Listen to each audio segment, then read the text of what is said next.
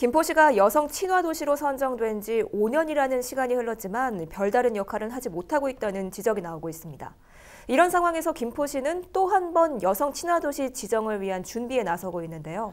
지금까지와는 다른 새로운 전략이 필요하다는 목소리도 나오고 있습니다. 오늘은 김포시의 여성 친화 정책 짚어보도록 하겠습니다. 스튜디오에 이세진 기자가 나와 있습니다. 이세진 기자, 김포시가 올해 여성 친화 도시 재지정 추진에 나서고 있다고요? 네, 그렇습니다. 김포시는 앞서 지난 2014년 여성 친화 도시에 선정된 바 있습니다. 여성 친화 도시라는 게 단순히 어떤 물리적인 여성에 국한된 정책을 이야기하는 게 아니라 남녀 모두가 동등한 보장을 받을 수 있는 정책들을 만드는 지자체에게 주는 브랜드인데요. 네. 당시 이제 여성가족부와 여성 친화도시 협약을 체결을 하고 5년 동안 관련 사업들을 추진하기로 했던 겁니다. 협약 기간이었던 5년이 마무리가 되면서 김포시는 또 한 번 재지정을 위한 준비에 나서고 있는데요. 이를 위해서 지난달 관련 협의체를 먼저 꾸렸고요. 네. 앞으로 5년 동안의 중장기 발전 계획을 수립하기 위해서 연구 용역도 진행할 계획입니다. 네, 그렇군요. 그런데 일각에서는 지난 5년 동안 이 여성 친화 도시로서의 역할을 충분히 수행하지 못했다, 이런 지적도 나오고 있다고요? 네, 그렇습니다. 김포시가 여성 친화 도시로 선정된 이후에 대표적으로 추진했던 사업 가운데 하나가 바로 양촌 안심마을이라는 사업인데요. 그런데 이 사업을 추진한 지 5년이 지난 지금 안심마을 사업은 지정 당시에 그 현판만 남아있을 뿐 사실 이렇다 할 성과 없이 멈춰있는 상태입니다. 심지어 이 사업을 추진해온 해당 읍사무소에서조차 이 안심마을 사업에 대해서 알고 있는 사람이 없을 정도로 관심도가 굉장히 낮았는데요. 네. 이렇게 사업들은 별다른 성과가 없는 상태에서 도내에서 김포시의 성평등 지수는 또 낮게 나타났습니다. 지난해 김포시의 성평등 지수 점수가 1등이었던 광명시와는 10점 정도가 벌어져 있었는데요. 그동안 여성 친화 도시로서 어떤 역할을 했느냐라는 의문점을 던져볼 수 있는 지점입니다. 네, 알겠습니다. 그렇다면 여성 친화 도시로서 그동안 김포시가 제대로 추진한 사업 전혀 없는 건가요?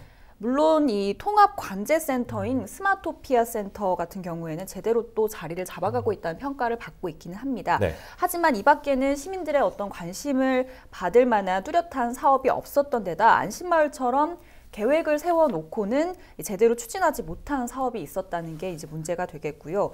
여성 친화 사업이라는 게 아까도 말씀드렸다시피 여성에만 국한된 사업이 아님에도 불구하고 단순히 여성에만 관련된 복지 정책들을 꾸렸다는 점도 하나의 지적을 받고 있는 상황입니다. 예. 더 자세한 이야기는 김계순 김포시 의원의 이야기로 한번 들어보시죠. 당시에 여성 친화 도시에 맞는 브랜드에 맞는 그 도시를 만들겠다라는 부분에서 성평등, 안전, 여성 정책을 비롯해서 도시를 편의적으로 계획하겠다라는 부분까지 다 계획에 담았거든요. 근데 실질적으로 계획은 한강 신도시 개발 사업에 세계 최초로 성별 역량 평가를 시행할 정도였는데요. 계획 수립만 했을 뿐이지 김포다운 아니면 김포 시민이 피부로 와닿는 특화 사업이 전혀 없었고요. 그냥 공원에 생리대 비치, 또 화장실에 기저귀대 설치, 이 정도가 여성 친화 도시라는 그런 부분에서 조금. 네, 이렇게 지난 5년 동안 알맹이가 없었다, 이런 평가를 받고 있는 시점에서 다시 여성 친화 도시 지정을 재추진하고 있는데요. 네. 앞으로는 어떤 부분이 좀 개선되어야 할까요? 아무래도 일단 올해는 용역 단계를 지금 추진하고 있는 단계이기 때문에 아무래도 계획을 어떻게 세우느냐가 좀 중요할 것 같고요. 그리고 이런 계획들에 시민들, 특히 여성들 그리고 사회적 약자층의 의견이 얼마나 반영이 될 것이냐, 이런 것들도 중요할 것 같습니다. 또 지난 5년처럼 계획 단계에만 그치지 않도록 책임을 질 수 있는 담당 공무 인력이 좀 필요하다, 이런 지적도 또 나오고 있는데요. 김포시의 성인지 관련 예산이 2천억 원이 넘는다고 해요. 네. 이런 예산을 어떻게 배분하고 활용할지, 또 여성 친화 도시 관련 정책들을 실질적으로 어떻게 구체화시킬지 책임지는 인력이 필요하다는 거죠. 네, 알겠습니다.